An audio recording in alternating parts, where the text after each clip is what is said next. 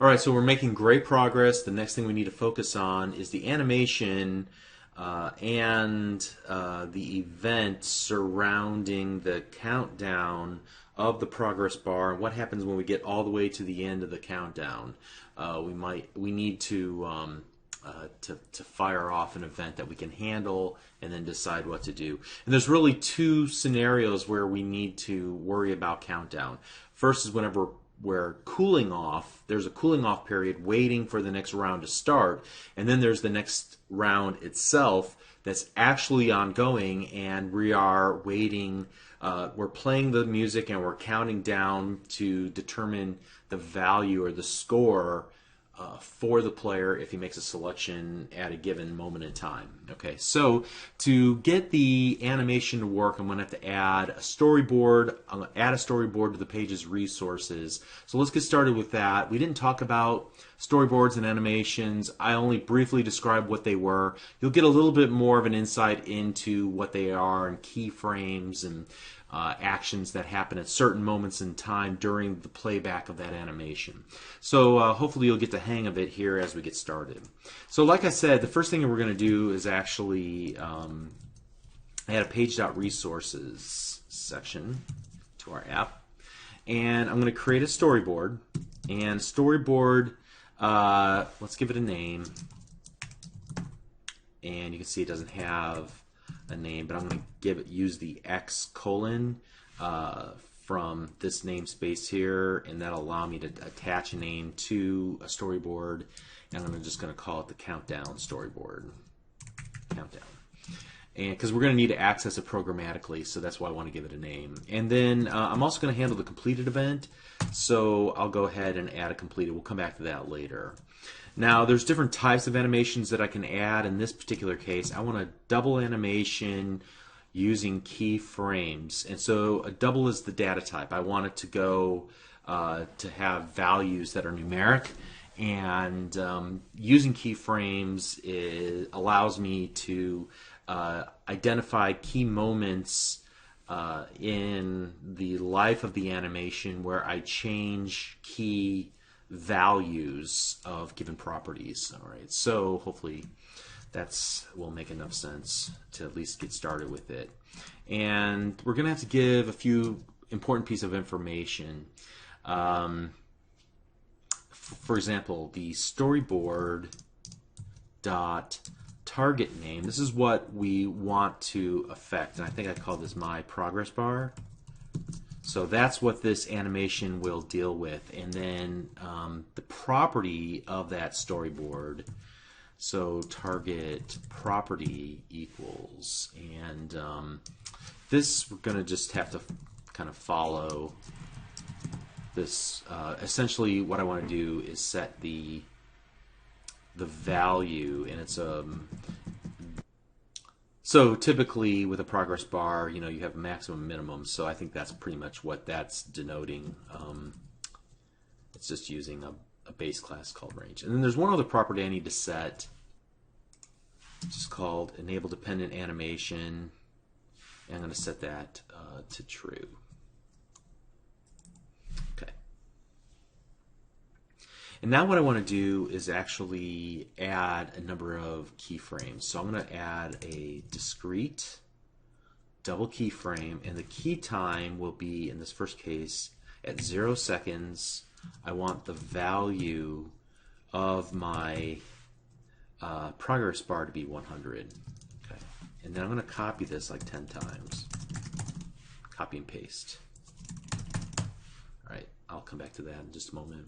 And so at 001, actually, let me get rid of all this. All right, at 001, I want the value to still be 100. At 002, I want the value to be 90. All right, hopefully you can see the pattern emerging. And so now I'm just going to copy and paste a bunch of these.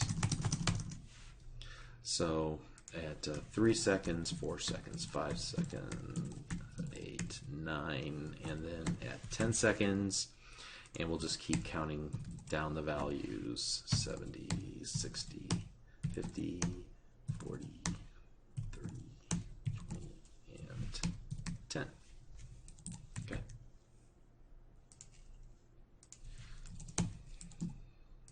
And so back here in the main page, that's XAML.cs. I'm gonna create a helper method. So we'll start the cooldown, and basically my progress bar dot. Actually, I can just call countdown dot begin, right?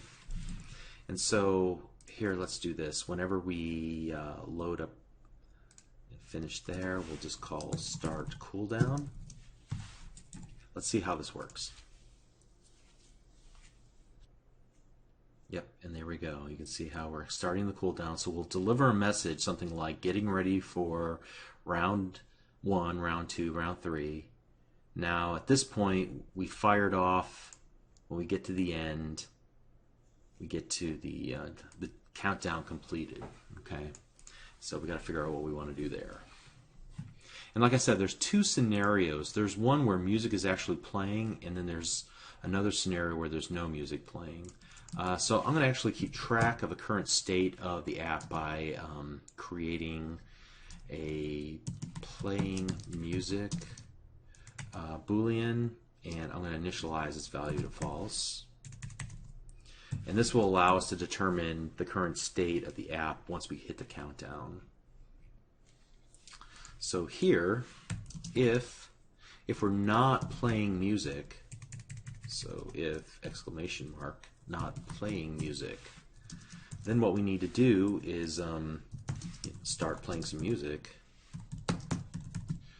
and then we'll do kind of the opposite to start countdown. So the cooldown is different than the countdown. The countdown will be where you're actually playing music and we're waiting for user input to determine what the correct song is. So let's call this start countdown. Here we're going to set playing music equal to true. And then I'm also going to change the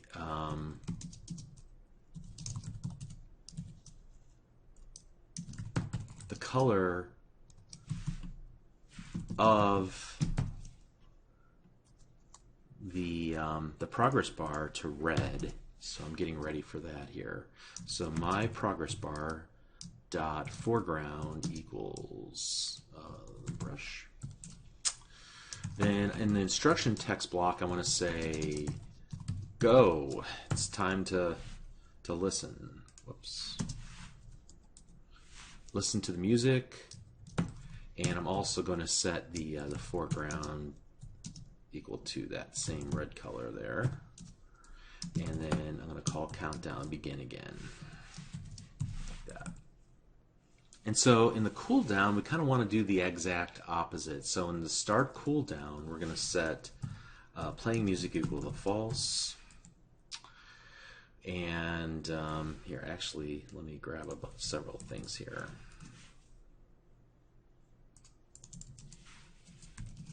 This will be blue instead of red.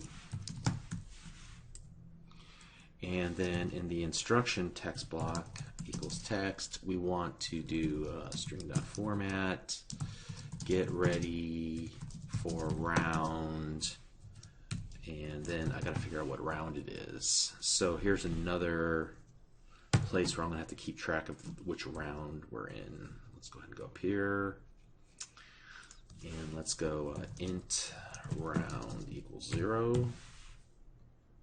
Yeah, that seems right. Okay, so then here we're going to go round plus 1, because that'll be the next round will be round 1, right? And I'm also going to do instruction text block dot foreground equals brush, like that. Here we're going to call start countdown. And here what I want to do is there's a bunch of things that have to happen, like we're going to evaluate the user's selection and score it and all that kind of stuff, and then eventually we're also going to want to start the count the cooldown again. So start cooldown here. All right, so let's see how this works.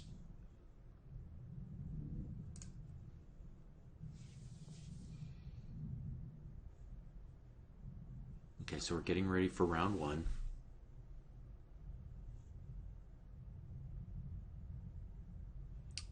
All right, and you can see here now we're playing. And ideally, I would make a selection here and we'll reset everything. But I'm going to go ahead and let it tick all the way down. Okay, so we're just kind of waiting here. You would get minimal points at this point, even if you selected it true. But by selecting a song, it will start the next round. We just have to increment the round number. So that's one of the things we'll want to do here. It's going to be a round like that. Whoops. All I wanted to do was plus plus. Can we do that? Yeah, great. Okay, so we got the countdown working, got the storyboard working. We need to select the next song that we want played, and that's really going to get kicked off here when the cooldown is completed and this fires and we're not playing music. That means we want to start playing music. So here I want to pick a song. So let's do something like this: var song equals pick song. And we don't have that implemented just yet, so let's create a private void pick song. And actually it's not going to be void, it's going to return a song.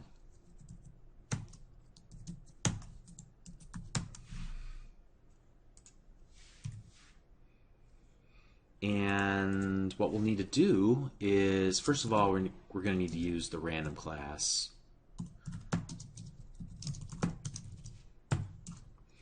And, yes. So here's what my thought process is. This is what I would like to do. I would like to have a list of unused songs that we've not touched yet that are still available on that list of songs we initially picked out. So of all the songs, give me all the songs where the used method or the used property is false. And so we need to add another attribute to song called used.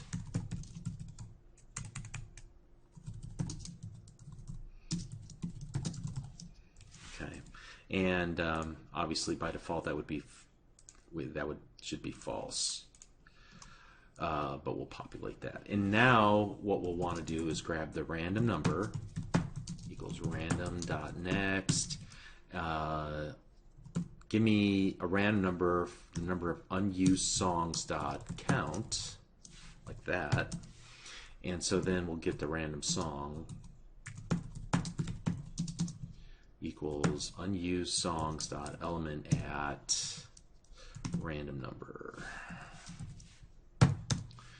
And so that random song now is currently the selected song. So I'm going to set its selected attribute to true. I'm going to return that random song like so. So we picked the song, and now I need to go my media element dot set the source.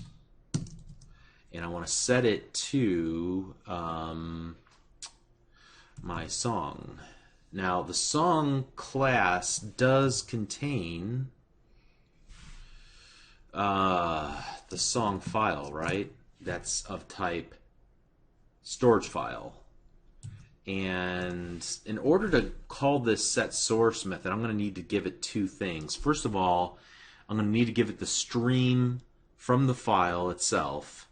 So basically I need to open up the file and give it a pipeline into that file, and then I need to give it the content type, the MIME type. And so that's easy enough. I can just use a property called a content type. But the other one, I'm going to have to do actually something a little bit nifty here. Song.songfile.open. I want you to open yourself, and I need an access mode just for read only. I'm not going to write to you. Now, obviously, this is async, so it's awaitable, so I have to do something like that. In fact, let's go ahead and knock that to the next line, put that on the next line, and do that. And so that would make this async. Do I have to even return a task to that? I don't know that I do. I'm not going to this time. Okay. So my media element dot set source, and then I want to start the countdown after I've made that pick. Okay. So let's see what happens here. I think we're pretty close here to working prototype. Okay, we grab all the songs. Now let's get ready for round one. If we're lucky, at the end of round one, the sound will, when this goes away, when we get down to the end of the cooldown. Oh, and here we go.